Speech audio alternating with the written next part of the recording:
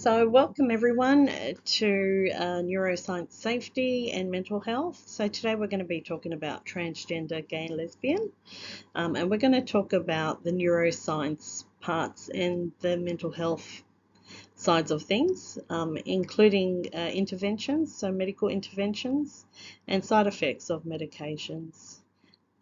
This includes growing from baby to adult as well. So my name is Selina, and this is my organisation, SME Safety Solutions. So we'll go through a few topics to cover within the next few slides, and I hope you enjoy and learn something. So we've got the transgender topics that we're going to cover today. So we've got development anywhere from fetal to adolescent, cultural views and religious views and acceptance of transgender, the effects of medication on the brain and the brain side effects as well. We've got the types of variations, counselling and medical interventions, including consultations with medical professionals, puberty and genital areas such as hormone imbalances.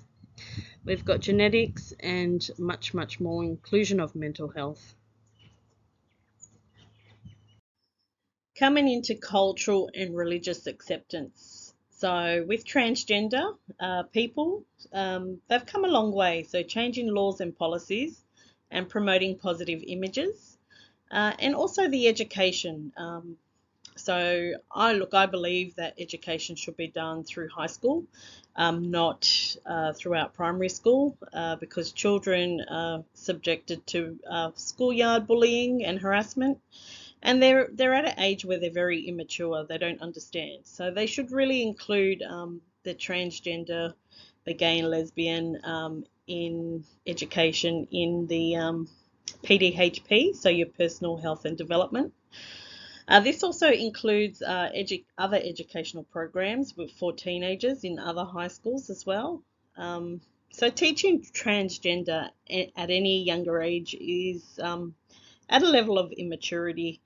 They have to have that maturity to understand, and you can usually see it in a child if they display symptoms or signs as well, if they are transgender. Transgender is genetic, regardless of ethnicity and or religion, so it has to be accepted. If parents don't accept it, then they may participate in family counselling sessions, and children with as well, so they're to participate and talk about how they feel and how they raise any concerns about their health or safety, and love your children and educate them. If you start seeing signs and symptoms from a young age, there are a few books that you can do at home with children. However, it is recommended as they grow, as they develop, just to talk about the changes in their body as well, and seeking that professional help from a psychologist or a mental health specialist as well. So we've got your prenatal environment. So sex hormones in the prenatal environment differentiate between the male and female brain.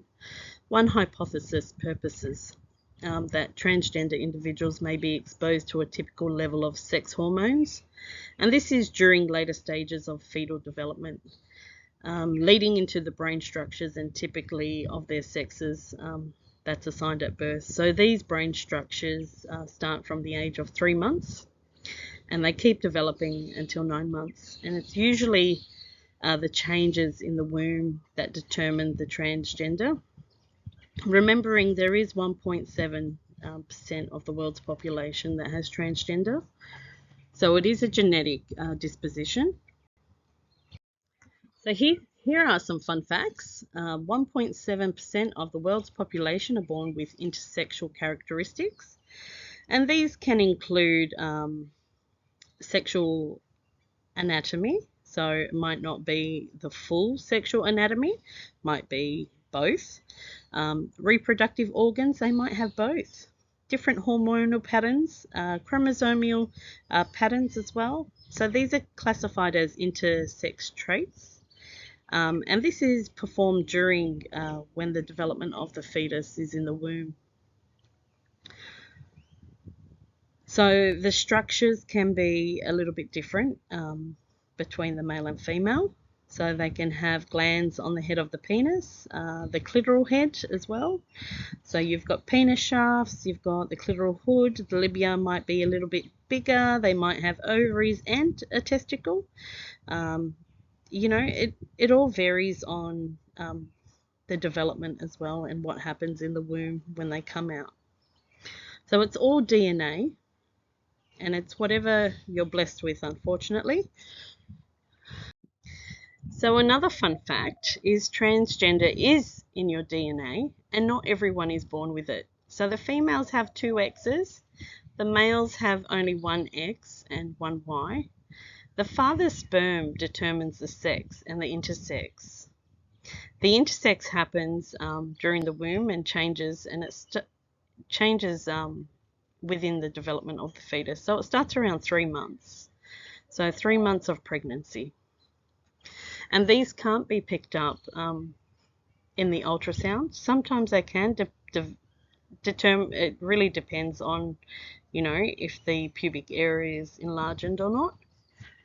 So maybe later on, maybe 8 months, you can check the sex as well through an ultrasound. So we're going to talk about the chromosomes in intersex genders. So the main difference between the male and the female chromosomes is a sex chromosome. They're like a thread structure that contain DNA. So humans normally have 23 pairs of chromosomes in each cell for the total of 46. The first 22 pairs of chromosomes are called autosomes, and they look the same as both male and females. However, the 23rd pair is the sex chromosome, which determines whether the person will develop male or female physical sex characteristics. And a child's biological sex is determined by the chromosome that is from the male parent that contributes the sperm. The male can contribute either X or Y chromosome. However, the female must contribute one of their X chromosomes. So we're going to be talking about the fetal brain development. The fetal brain development. The brain develops in the male direction when it's conceived.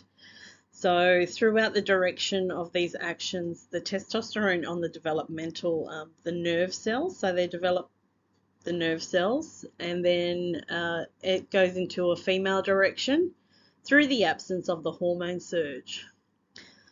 So according to this concept, the gender identity, so the conviction of belonging to the male or female gender is usually determined by the sexual orientation, and it should be programmed into our brain structures.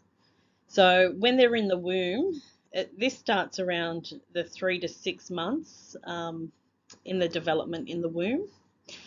However, since sexual differentiation of the genitals take place in the first 2 months of pregnancy, and the sexual differentiation of the brain starts at the second half of the pregnancy.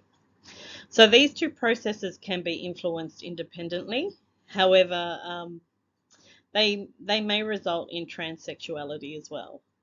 So it is genetic, and this also means that in the event of ambiguous sex at birth, so we've got the degree of the masculinization of the genitals may not reflect the degree of masculinization in the brain. So that might mean that the males that are born might have female characteristics, like they're missing, muscles. They may be lean. They may have feminine characteristics. The way they talk, the way they behave, the brain structures as well. So you've got a lot of things there that when you're developing. So the only people who we have to blame here are our parents, and that's it.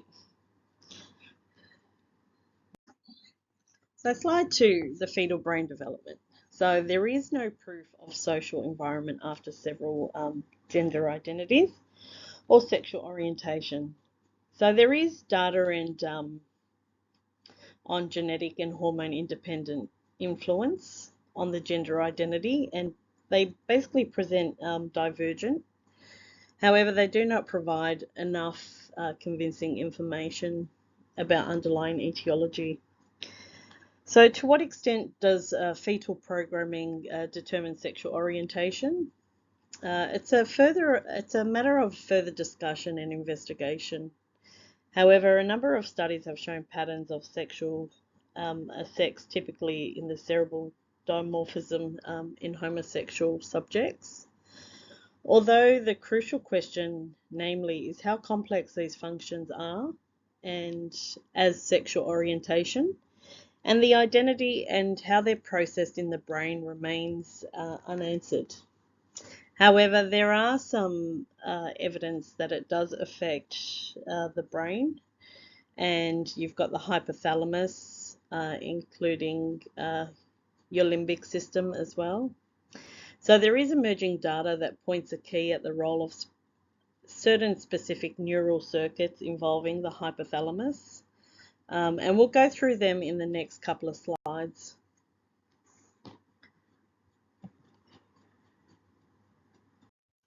So changes in the brain and the chemical transmitters and everything starts when you are conceived. So you have the X or Y chromosomes. Your cells play a large factor in that, and also your genetics. So as you can see in the pictures above, you've got the different stages of the brain and the development as well. And you've got the neurotransmitters as well. So you've got neuron inflammatory responses, the production, and the hypoxia, I think it is. I can't really see, it's very small. And you've got multiple organs that are developing, including your brain, and it's responding to the invading pathogens as well. So that's at 35 weeks. So we're going to be talking about intersex from fetal, so the fetus age, to the early childhood, so 0 to 12 now. So a baby born with intersex has physical and hormonal and or genetic features that don't fit in with the typical expectations of a male and female bodies. So we've got the intersex is a natural variation, and it's not a disease or a disorder. This is genetic, so we can't really discriminate against it. We have to accept it and work with it. So your intersex variations, some intersex people have both ovarian and testicular tissues. Some have a typical female or male genitalia. Some have an internal organ or a hormonal variation. Intersex traits can be apparent at birth, but they might not appear until later. Some intersex variations are obvious at birth, and some are identified during puberty, and some are emerging in adulthood as well. So intersex support.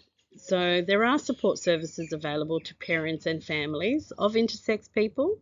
You can start with conversations with children early. So once you start notice those behaviours, you can start those conversations.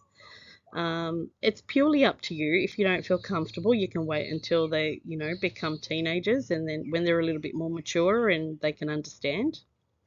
You can ensure that your child is able to make informed decisions about their own body. I think around the teenage years is more appropriate. I think when they're a little bit young, they're still developing, they're still exploring the world around them, and they're still, getting in touch with their well-being and the outside environment as well. So I think they don't have that understanding, but I think as a child develops and becomes a teenager, they're probably a bit more understanding and would understand a lot more about changes in the body. Intersex treatment. So we got some people who are intersex choose different affirmations.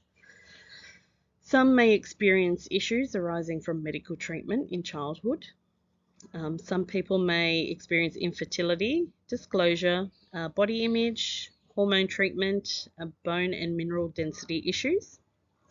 These intersex activism, so is for intersex people. Um, it's a growing sort of community, and it's not really spoken about much. So I believe that educating people to accept more of the intersex, gay and lesbian community um, is needed, especially around the world. There is a lot of discrimination, however, it is genetic, it's a genetic disposition, and it's not their fault. They're still human. So more and more people are becoming having surgery, which shouldn't be done, especially on intersex babies and children, because they're still developing and that area grows. So there are signs and symptoms that a child might be transgender, and you can tell from a really young age. So they start around the age of 2, 3 when they start exploring. So they start getting angry with people when they refer to them as a wrong gender, refusing to wear clothing. This includes refusing to wear certain clothing and colours, we can say, wanting to dress like the opposite sex, bringing up conversations regarding appearance as well, how they want to be and how they want to look. Um, this includes hair, eyes, and all the other stuff. A strong desire to play with toys, typically assigned for the other sex. However, what we should be doing from a psychological point of view is allowing children to pick and choose what toys they want to play with. You shouldn't just subject it to these toys are boys for boys and these toys are for girls. A preference of underwear typically worn by a different sex, the colours as well. Certain bathroom behaviour, such as girls insist to like standing up to urinate instead of sitting down. And you'll notice that in preschool as well. Some behaviours like smelling each other or wanting the same as their friends as well. Some behaviours like acting or behaving in certain ways. There are books available if you start noticing these behaviours that you can actually read with your children as well and teach them about transgender, gay and lesbian and signs and symptoms and just have that discussion. So there are fun facts about transgender children. So these facts are known. So it's common for children to experiment with their gender and express themselves. This can be done at preschool. It's done, you'll notice it anywhere where they are comparing their bits and parts. And, you know, I'll show you mine if you show me yours. Many trans or gender diverse children express their gender around 2 to 3 years old. So they might display some characteristics of wanting to dress in the opposite sex or act in a manner, but you will be able to notice that through the psychological behavior. So observing their behavior and the way they speak and the way they present themselves, and if they want to dress in the other sex's clothing. Look, it's all about, at that age, they're quite innocent, so really you can't really determine if they're, gender diverse. However, if they have the sexual characteristics of a gender diverse, where they've got the clitoris as well as the penis tissue, then that's a different story. But some children might start talking about their gender identity in primary school. So having that communication and that chat with your child in primary school, that's where children are exposed to child yard bullying. So probably, keeping it private with you and your child is a bit more appropriate instead of telling everybody at school, because they might get bullied, harassed, intimidated, picked on, whatever it is. Some children may not express their gender identity until they're adults, when they're a bit more mature and people understand. So there is there can be feelings of distress that can occur when a person's gender identity differs from other sexes that they're assigned at birth. So transgender identity is not a mental illness; it's actually genetic. So it's a genetic disposition that happens in the womb, say around 3 to 6 months in the when they're developing in the uterus. So we've also got the gender dysphoria. Is basically a diagnosis that helps people get access to healthcare and healthcare treatment and treatment plans and speaking to professionals in the field. Um, Children who are transgender or gender diverse may experience mental health challenges. So this can start from a very young age. Some of them may get anxiety, depression. How come I'm not the same as other children? They start questioning why me? Why did this happen? Um, so it's best to seek professionals in this area. Remembering it is 1.7% of the world's population that are born intersex and are transgender. So, on average, 80% of the children may change their minds and not continue wanting to be intersex or transgender. Moving along now to how hormones affect the brain development. So, hormones like testosterone and estrogen affect the brain development. This includes the gender affirming hormone therapy, which has a significant change in the brain structure and functions in transgender people. So, testosterone causes the cortex to thinnen, which is why men have thinner cortices. Estrogen can reduce the total brain volume in trans identified males towards female proportions. And the gonadal steroids influence the brain structure and functions throughout puberty and the reproductive lifespan as well. So, how gender affirming hormone therapy affects the brain? So, it can change the grey matter density and the microstructures in various brain regions. It can also affect the gross morphology and the white matter microstructure in the brain. It can also influence the anatomical and brain function characteristics. So, other factors that may affect the brain development in transgender is genetic factors such as CYP17. The gene and the androgen receptor gene. We've also got environmental factors such as the influences of parents, peers, partners, and social models. This might be cultural factors as well, and mental health as well. So we've got here the female brain and the male brain, and they both work differently. So here are some of the chemical structures of the neurotransmitters in the brain for transgender. So I'll just name a few. So we've got the adrenaline, we've got dopamine, serotonin, endorphins, glutamate, and the others. So that's just a rough idea about the neurotransmitters and their DNA and how.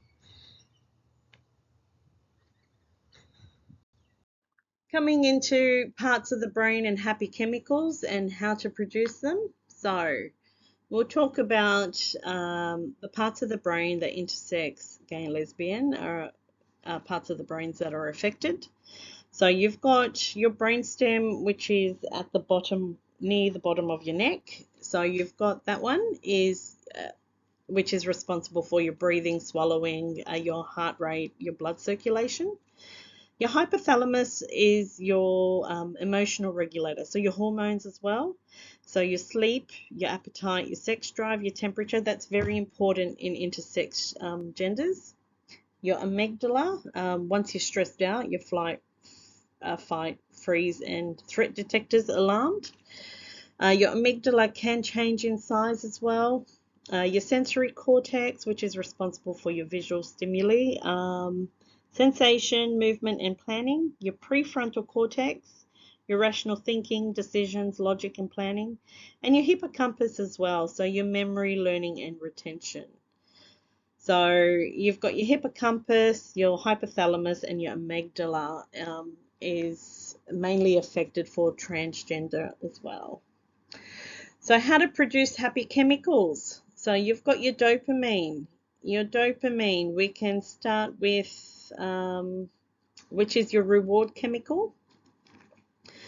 So celebrating small achievements, eating healthy, I won't go through all of them. Your serotonin, your mood regulator. So you've got all that, your sleep patterns, ensure you're getting enough sleep, meditating, walking in nature, going out into the environment, positive thinking, but positive mindset. So your endorphins is your pain relief.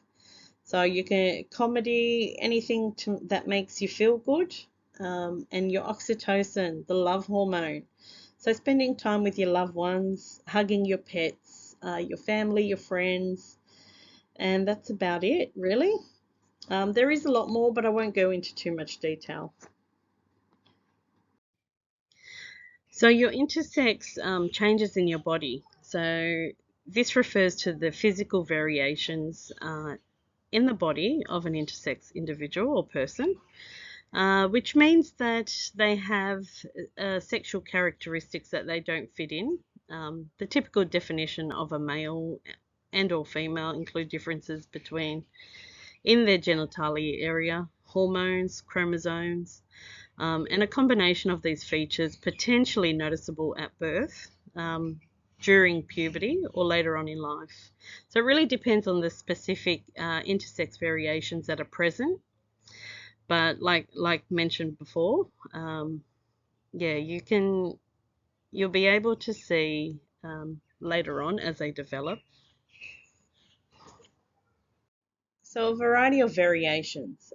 This includes intersex variations. They can manifest in numerous ways, including a typical genital appearance. Variations are internal reproductive organs, like having both ovarian and testicular tissues. They may not be physically observed, however, they can be internal as well. So having different hormone levels and chromosomal variations. So there are two types of syndromes. You've got the XXY and the Turner syndrome of XO. So far, everyone is different. So you may want to consult a psychologist or a mental health professional for your child. Or if they don't feel comfortable, maybe wait until they're a little bit older, as children seem to share everything as they develop. And again, those respectful conversations having when they're young. Remembering to be open minded and not judgmental. There are books out there that you can educate children on. So they might share pictures or even show you their bits. So, you know, um, just be respectful and just tell them, I don't really want to see it if you don't feel comfortable, and try and get yourself out of that situation. Some examples of variations can include hormonal conditions where females produce high levels of androgens in fetal development, potentially leading to masculized genitalia. So this is called CAH. The AIS is individuals with XY chromosomes who are genetically males but have the bodies that are largely unresponsive to testosterone. So they're a bit more female appearing. So you'll find that they're not really muscular, they're quite slender. Um, and you've got the ovotesticular DST, presence of both ovarian tissue and testicular tissue, and some may lead to ambiguous genitalia. So some may have more bits, like this female, she's blessed with 3 breasts, and downstairs she's got others. I didn't really want to show the other bits, but yeah, this is what we talk about when we talk about examples of variations. So we're coming into the puberty impact. For some intersex individuals, puberty can manifest differently. And this can be due to the hormonal imbalances and leading into unexpected developments of secondary sexual characteristics, like the development of breasts. You might have 1, you might have 2, you might have 3. And this can be in female and males, or the lack of menstruation in females. So you can see the picture at the top. It says sometimes I get cramps, sometimes they hurt, I have pain in my tummy, sometimes I don't get cramps. And it's very imbalanced, the hormones. However, this is normal for intersex individuals. Remembering to seek medical professional help and assistance. And never comparing yourselves to other people around you, because nobody is the same. And usually in children, as they develop, you know how they have the cubicles for the toilets. It's a shared cubicle until maybe the age when they start kindergarten. So they usually compare their bits. I'll show you yours if you show me mine. And that's where the child mental health usually steps in. Like, oh, why is hers different than mine? Or why is his different than mine? So those conversations you need to have again with children regarding that. Should be an inclusive process. Okay, so we're coming into potential for medical interventions. So, historically, some intersex individuals have undergone medical interventions like genital surgeries aimed at normalizing the pubic areas and their anatomy. This is widely debated due to ethical concerns and potential psychological impacts. We're talking about from early childhood here. So understanding that, an individual doesn't stop growing. For females, it's 18, and males, it's 21. So they're going to have changes in their pubic areas. So ensuring that, it's done properly and correctly, and then that they don't need to have to come back and forth into surgery.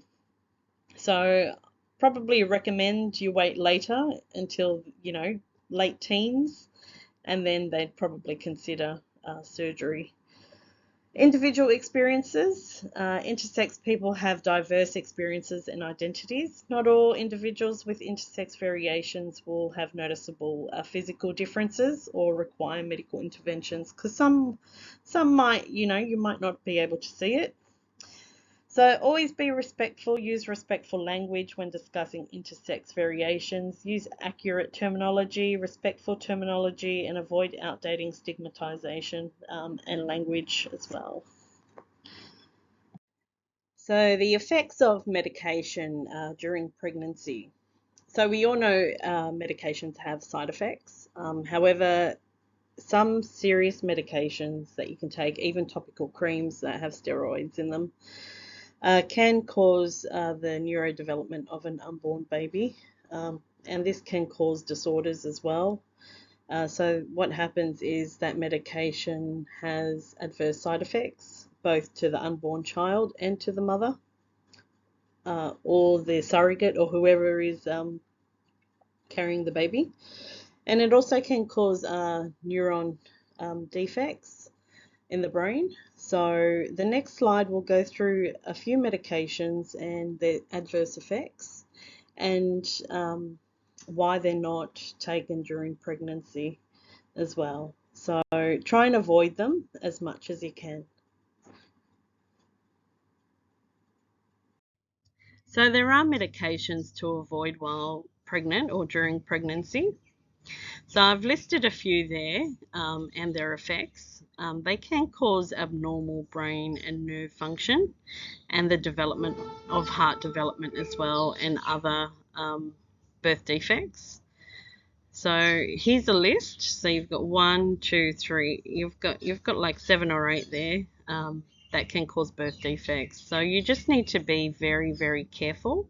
And also some steroid creams as well. If you have eczema, you need to avoid them while you're pregnant as well. Moving along now, so we're going to talk about sexuality, transgender, and support. So support mechanisms, support systems that they have in place, and all medical interventions. Sexuality and support. So both women and men find their performance can be affected due to being transgender and the hormone imbalance. They can lose interest altogether. So having hormone imbalances, including factors of biological and genitalia disposition. Some people may seek emotional support, comfort and reassurance, warmth and distraction from the emotional pain. However, it's best to speak to a professional if you don't feel comfortable talking to your partner. These affects all of your being, and the behavior that accompanies that it affects is determined by many factors, including gender, biology, and socialization.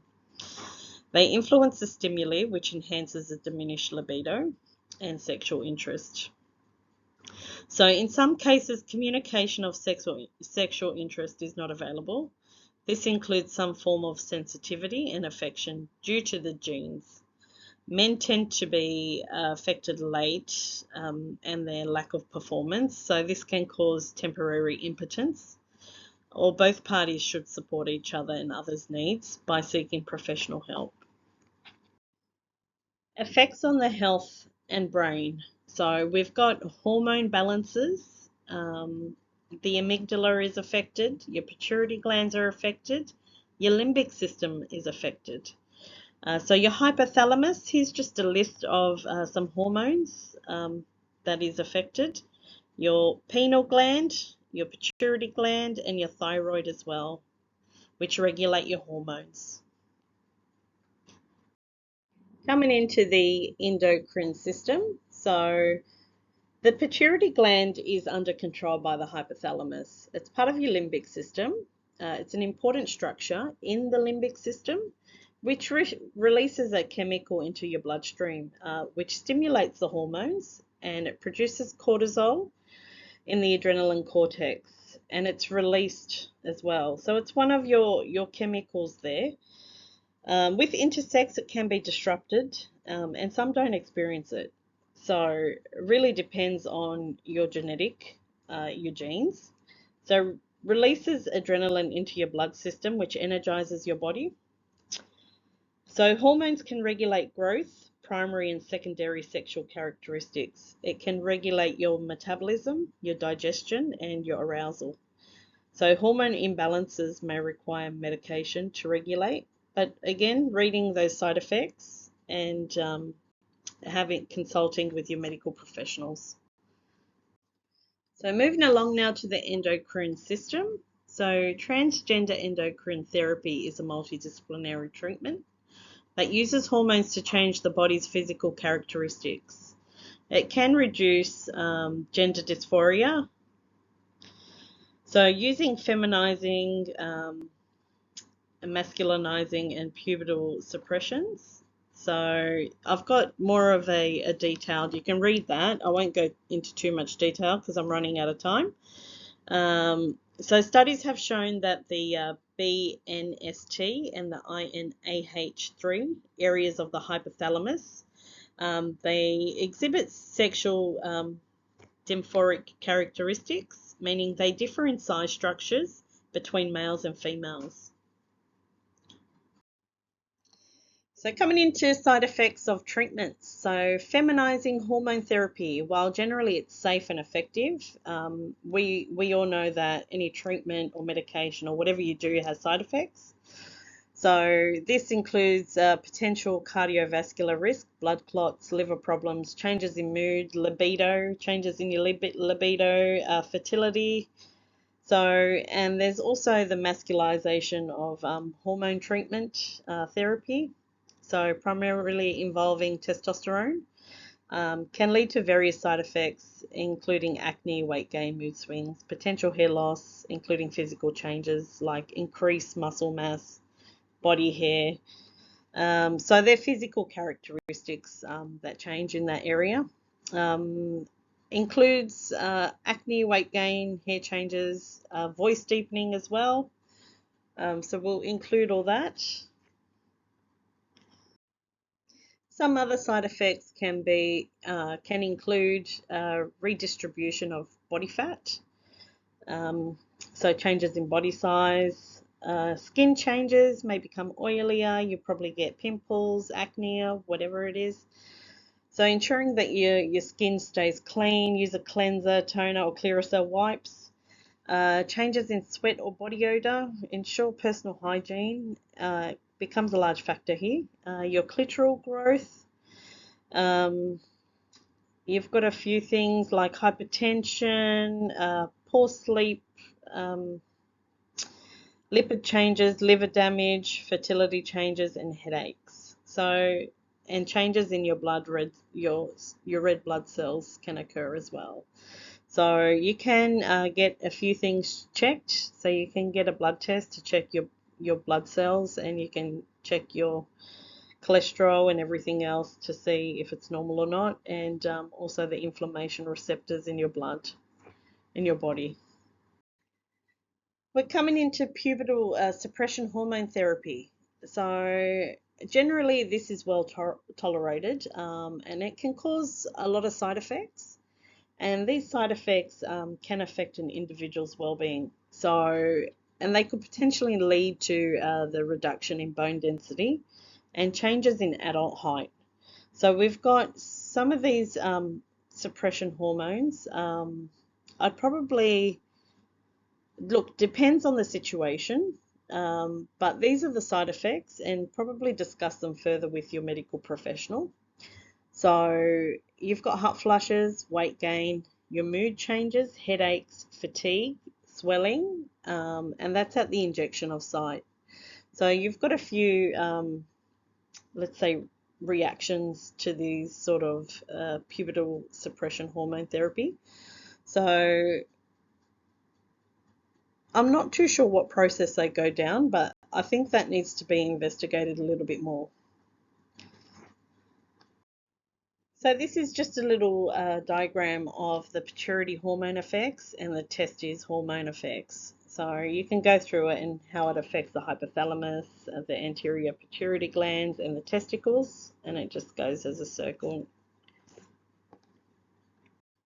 Saying that, there are professional services available. All you need is a referral letter from your GP. So ensuring that the referral letter is dated within that 1 year period. You can make an appointment with an endocrinologist, and they can help you decide on medical care. Mental health professionals can also recommend an endocrine treatment plan or treatments that are available, and they can discuss them with you and participate in your ongoing care. So collaborating with doctors and other professionals are very important to achieve the best outcome for the patients. Also speaking with GP and family members. If you don't feel comfortable, start seeing a psychologist, and just discuss your issues with them as well. So they're coming into risks and consideration. Now, I have listed a few possible side effects, so you can look these up in your own time and go through them. But there are options for fertility preservation, and they should be discussed before any hormonal intervention as well. It's very important to talk honestly with your healthcare providers on what's the best solution for you, and that open and honest conversations with your health practitioners as well.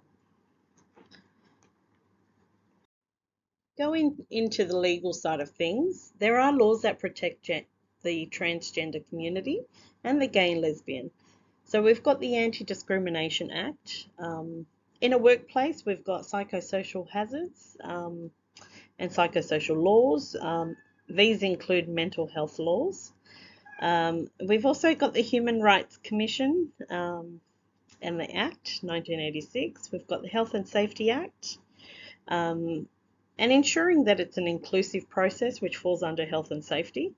The Equal Employment Opportunity Act, the Sex Discrimination Act, and the LGBTIQ rights. So there are a few of the laws that protect everyone in that community.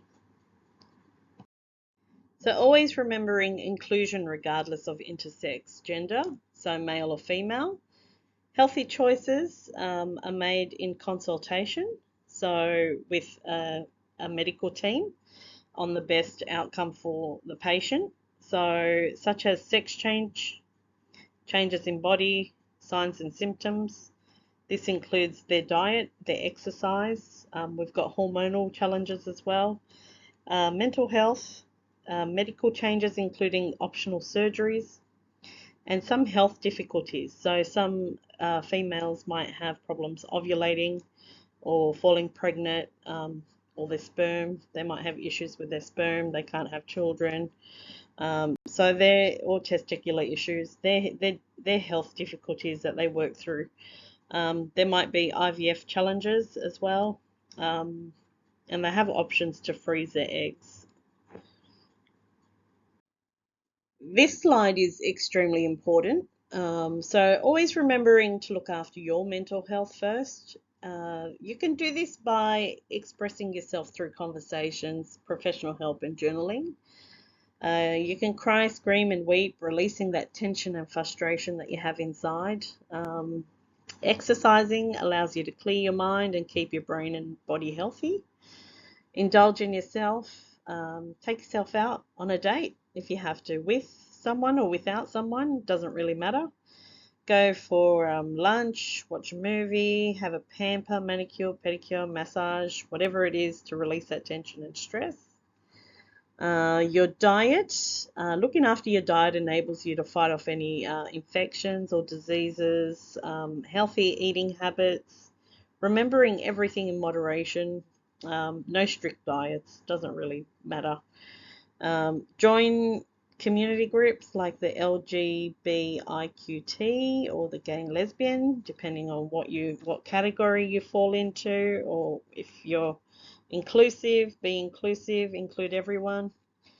Keep a diary and express your feelings on a daily basis. That allows you to reflect back on your journey and jot down how you feel and what process you went through.